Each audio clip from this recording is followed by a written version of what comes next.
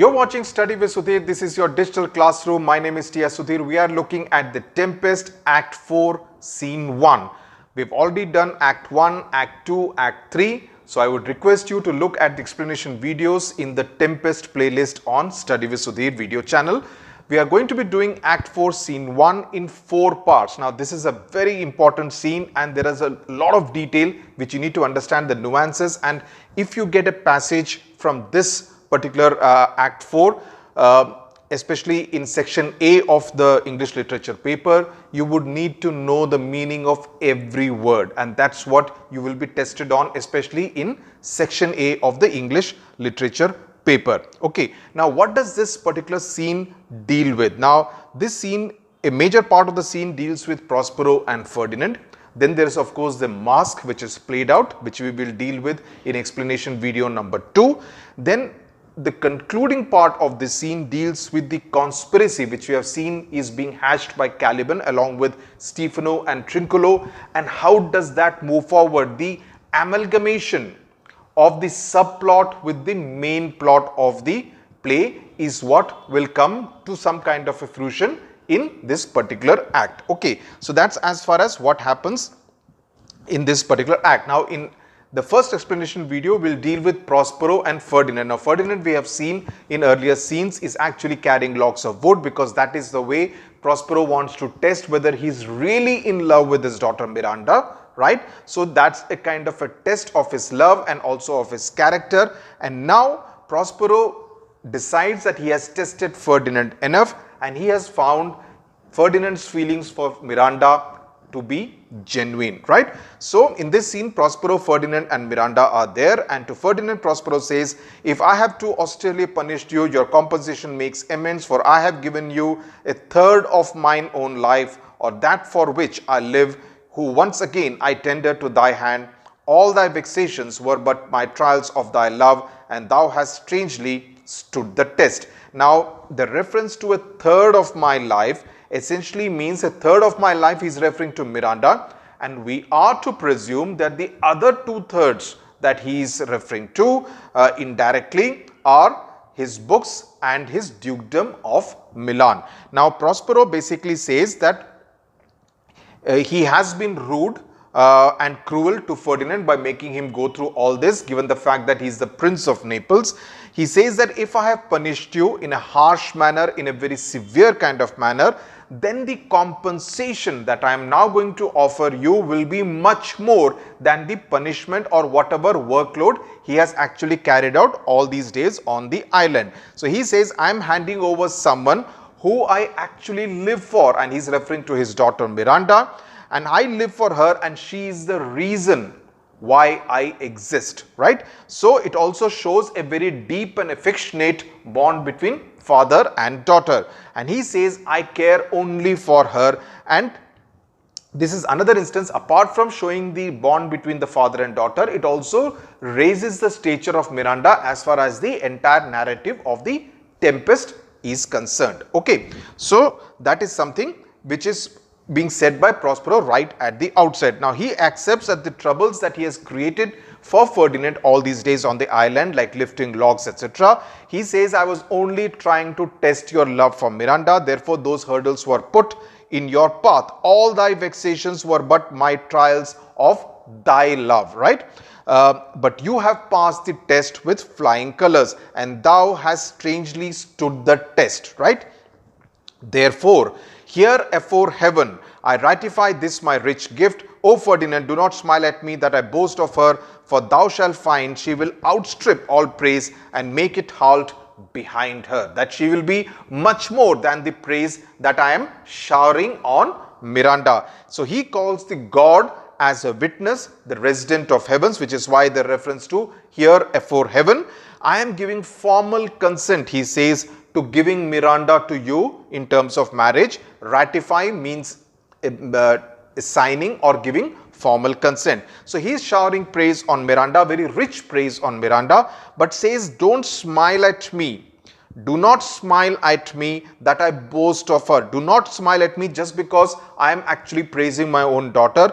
Don't think I am boasting about her, because you will find when you actually get to marry her, that you will actually not find the right words, the most appropriate words to praise her yourself. She'll be much more than any words can actually describe her. So he says there can be no praise that can actually do justice to Miranda. This piece of dialogue by Prospero very important, especially if you get a question which kind of pertains to the relationship, the equation between Prospero and Miranda. So please bear this in mind. Please quote from this particular piece of dialogue. Now Ferdinand says, I do believe it against an oracle. Now against an oracle means even if an oracle is believed to be the voice of God or gods, even if an oracle were to contradict it, even if an oracle were to say it is not true, I would still believe what you have just said. It also shows that he is deeply in love with Miranda. Austerely in the first word means severely, right? As I've already explained. Now Prospero says that I have handed over Miranda as a gift. I mean, as he says in the first piece of dialogue, and now then as my gift. So the gift is the word which he has used, but he cautions her, and these words of caution are important. He tells him, and you look at this piece of dialogue, and thine own accusation worthily purchased, take my daughter. But if thou dost break her virgin not before, all sanctimonious ceremonies may with full and holy rite be ministered. No sweet aspersion shall the heavens let fall to make this contract grow, but barren hate, sour-eyed disdain and discord shall bestrew the union of your bed with weeds so loathly that you shall hate it both. Therefore take heed, as Hymen's lamps shall light you. So these are important words out here, right? Hymen is a reference to the god of marriage. Now, I'll explain each and every sentence out here. So, Prospero has handed over Miranda, he has promised to hand over Miranda in terms of marriage to Ferdinand, but he has a word of caution, and these lines are very important.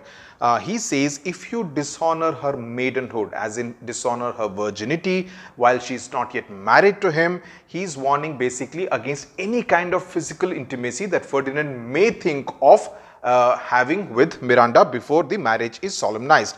Now, sanctimonious ceremonies means holy ceremonies of marriage. And he says, along with the warning, there is also a threat, and that's very important, because he says, if you violate her maidenhood, then God will not bless your union, the gods will not bless your union, your marital life will not be prosperous, and then hate, discord will fill your marriage. It will be not a blessed marriage. There will be no happiness.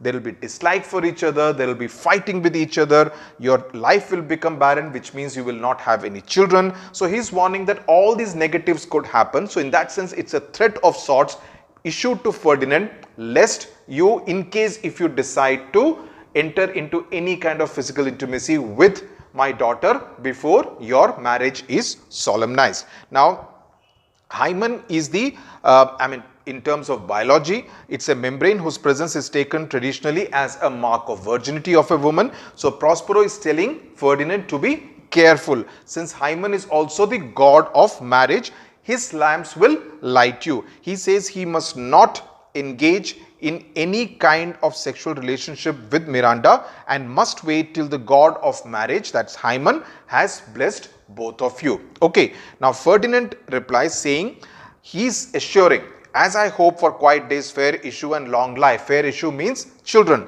He's assuring his father-in-law, prospective father-in-law, that you don't have to worry about my conduct, because I won't do anything which could actually endanger and harm my married life. He says, I'm actually looking to a life which has full lovely children, a blessed life and a long life in the company of lovely Miranda. And he says he would want to be blessed with that love as it exists right now today. So he says that even the most murkiest den, the most opportune place, the strongest suggestion. Now what does it all these lines mean? He says even the darkest room or cave, as in reference to the murkiest den, or the place where there could be an opportunity to engage in any kind of physical intimacy, or the strongest temptation, okay, to again engage in any kind of physical intimacy, the powerful suggestion of evil nature cannot make my love for Miranda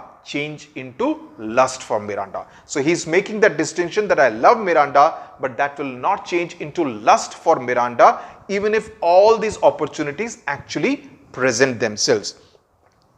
The edge of that day's celebrations he refers to. It means that if he knows that if he satisfies his passion, if he gives in to lust, to feelings of lust before the day of marriage, he will be reducing the pleasure which the day of marriage will actually provide him. So he says, I want it to be a happy occasion. So he will avoid lust in this relationship that he has with Miranda. Now, Prospero says, fairly spoke. Of course, before that he also refers to Phoebus. Now, who is Phoebus? Phoebus is another name for Apollo, the sun god in Greek mythology. Now, Phoebus steeds. Now, Phoebus steeds is a reference to the horses who pull the chariot of the sun god. Okay, so when I shall think or Phoebus steeds are founded or night kept chain below. So he says, then what he will imagine on his wedding day, that if his chariot is not pulled, it will continue to be night, right? The day will never break, it will continue to be night. So he says, even if it is night time continuously, the dawn does not break, right? It cannot tempt me, so I will not take any kind of advantage. So that's a kind of a very firm assurance that Ferdinand is giving to Prospero. So Prospero is obviously very happy at the assurance, and he says, I will allow you to sit and talk with Miranda. And then he turns to Ariel, who is also now there at the scene, and he says, what's the matter?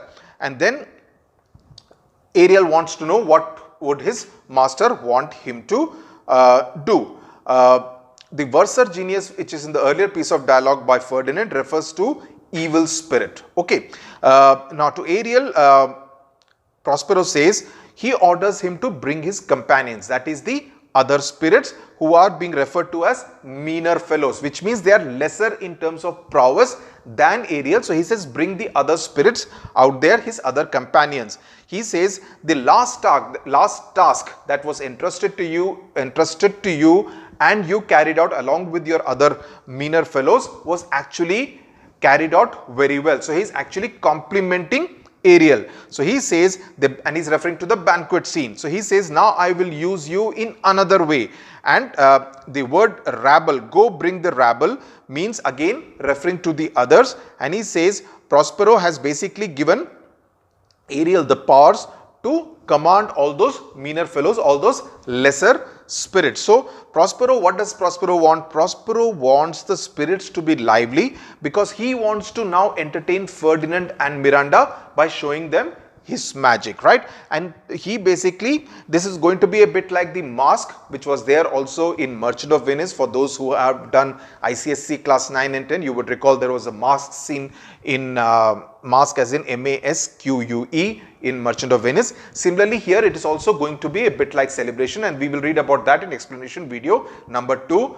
I want to warn you right now, it is a little complicated and there are a lot of references which you would need to be careful about. So that will come in explanation video number 2. So he says it is a promise that he has made and he wants Ariel to make arrangements for it as soon as possible, immediately. So Ariel now, he's saying presently, he says A with a twink, that is as soon as possible, in the twinkling of an eye. So he says that now Ariel, what do we know about Ariel? Now he's basically showing his very obedient kind of nature, and then he says, before you say come and go and breathe twice, cry so, each one tripping on his toe, will be here with mop and mow. Do you love me, master? No. Mop and mow is basically making a lot of funny faces, but it almost seems like a rap music, right? Gully boy kind of rap music. Now he says that all the spirits will present themselves, and mop, as I said, it means making mean tricks and making faces. Now Prospero once again cautions Ferdinand. Now he's again now talking to Ferdinand. Prospero says, remember that you got to be very sincere and honest with your promise and be self-restrained, and self-restrained as in what? Not get into any kind of physical relationship with Miranda before the day of marriage. And he says whenever you are close, you need to restrain yourself, and because he says passion, however strong, is like a straw in the face of burning passion. And he says, you have of course promised, which is good of you. You have promised, but in the face of lust and passion, it can give way, and promises can be like straw, right? And straw which can blow away or be like get burnt in the fire. So they are not really, they are light in nature. So they can be as light-hearted. So you need to be very strong-willed in order to ensure that promises are not like straw in the face of lust and passion, right? So do not allow yourself to flirt very much, and basically to give the rein. Too much the rein means to allow a horse to go only as fast as you want it to be, right? You don't allow the horse to kind of go very fast. So don't indulge yourself so much. And he basically in terms of the what is happening on the stage, it could be a reference that because he has allowed, and while he's talking to Ariel, it could be well be possible that he's seeing some kind of a physical intimacy between Miranda and Ferdinand, which probably could be the reason why he's issuing this kind of a warning a second time to Ferdinand, right? Now Ferdinand once again assures Prospero. He says, like snow which is cold, I warrant you, sir, the white cold virgin snow upon my heart abates the ardor of my liver. He says, like snow which is absolutely cold, my love is also pure and cold. Like snow, there is absolutely no fire in it. Okay, so Prospero then asks Ariel, well, now come my Ariel, bring a corollary, rather than want a spirit, appear and pertly. So he says, bring the spirits more than what are actually needed for the mask, and asks Ferdinand and Miranda not to speak but only see. He says, be silent, all eyes but be silent, that you can only see but be silent. So that's what.